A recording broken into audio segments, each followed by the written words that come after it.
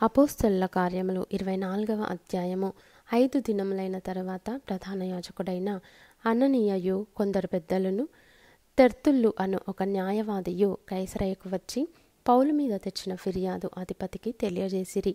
పౌలు రప్పింపబడినప్పుడు తెర్తుల్లు అతని మీద నేరము మోప నారంభించి ఇట్లనెను: మహాఘనత వహించిన ఫేలిక్సా, మేము తమ వలన ఎంతో నెమ్మది అనుభవించుచున్నామనియు ఈ దేశ జనమునకు సంభవించిన అనేకమైన కీడులు తమ పరామర్శ చేత దిద్దుబాటు అవుచున్నవనియు ఒప్పుకొని మేము సకల విధములను సకల స్థలములలోనూ పూర్ణ కృతజ్ఞతతో అంగీకరించుచున్నాము. నేను తమకు ఎక్కువ ఆయాసము కలుగజేయకుండా మేము క్లుప్తముగా చెప్పుకొను దానిని తమరు ఎప్పటి వలె శాంతముగా వినవలెనని వేడుకొనుచున్నాను. ఈ మనుష్యుడు పీడ వంటి వాడును, భూలోకమందున్న సకలమైన యూదులను కలహమునకు రేపువాడును, నజరేయుల మతభేదమునకు నాయకుడునయున్నట్టు మేము కనుగొంటిమి. మరియు ఇతడు దేవాలయమును అపవిత్రము చేయుటకు యత్నపడెను గనుక మేము అతని పట్టుకొంటిమి. తమరు విమర్శించిన ఎడల మేము ఇతని మీద మోపుచున్న నేరములన్నీ తమకే తెలియవచ్చునని చెప్పెను. యూదులందుకు సమ్మతించి ఈ మాటలు నిజమే అని చెప్పిరి. అప్పుడు అధిపతి మాటలాడుమని పౌలునకు సైగ చేయగా అతడిట్లనెను: తమరు బహు సంవత్సరముల నుండి ఈ జనమునకు న్యాయాధిపతులై ఉన్నారని ఎరిగి నేను ధైర్యముతో సమాధానము చెప్పుకొనుచున్నాను. యెరూషలేములో ఆరాధించుటకు నేను వెళ్ళిన నాట నుండి 12 దినములు మాత్రమే అయినదని తమరు విచారించి తెలుసుకొనవచ్చును.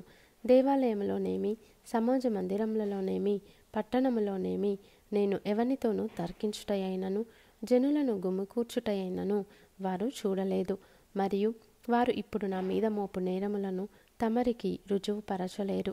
ధర్మశాస్త్రమందును ప్రవక్తల గ్రంథములయందును వ్రాయబడి ఉన్నవన్నీయు నమ్మి నీతిమంతులకును అనీతిమంతులకును పునరుత్థానము కలుగబోవుచున్నదని వీరు నిరీక్షించుచున్నట్టు నేను కూడా దేవుని యందు నిరీక్షణయుంచి వారు మతభేదమని పేరు పెట్టు ఈ మార్గము చొప్పున నా పితరుల దేవునిని సేవించుచున్నానని తమరి ఎదుట ఒప్పుకొనుచున్నాను. ఈ విధమున నేనును దేవుని ఎడలను మనుష్యుల ఎడలను ఎల్లప్పుడూ నా మనస్సాక్షి నిర్దోషమైనదిగా ఉండునట్లు అభ్యాసము చేసుకొనుచున్నాను. కొన్ని సంవత్సరములైన తరువాత నేను నా స్వజనులకు దానద్రవ్యమును కానుకలను అప్పగించుటకు వచ్చితిని.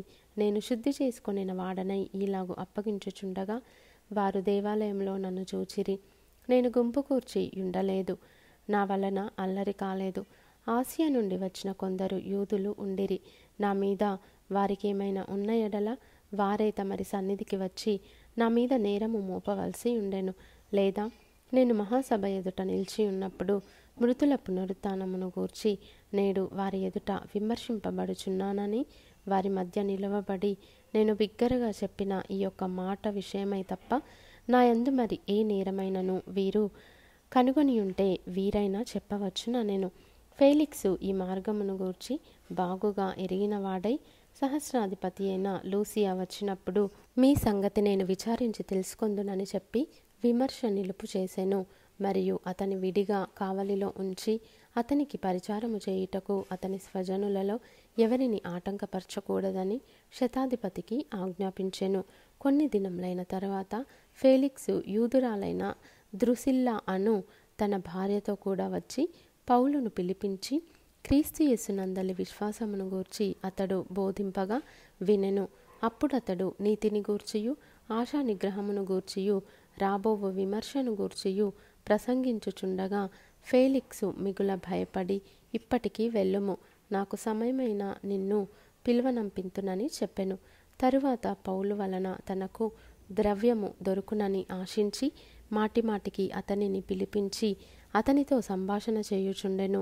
2 సంవత్సరములైన తరువాత ఫేలిక్సుకు ప్రతిగా పోర్కియు ఫేస్తు వచ్చెను. అప్పుడు ఫేలిక్సు యూదుల చేత మంచివాడనిపించుకొనవలెనని కోరి పౌలును బంధకములలోనే విడిచిపెట్టి పోయెను.